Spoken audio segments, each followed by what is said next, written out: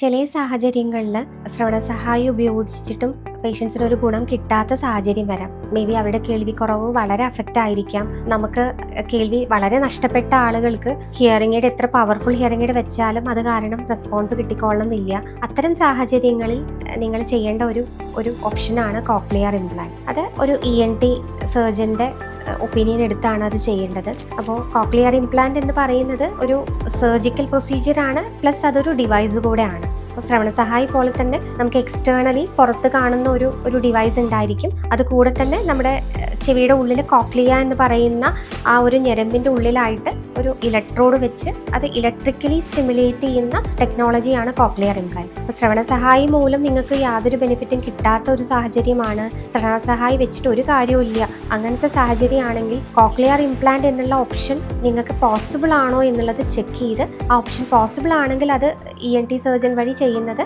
ഒരു നല്ല സജഷൻ ആയിരിക്കും.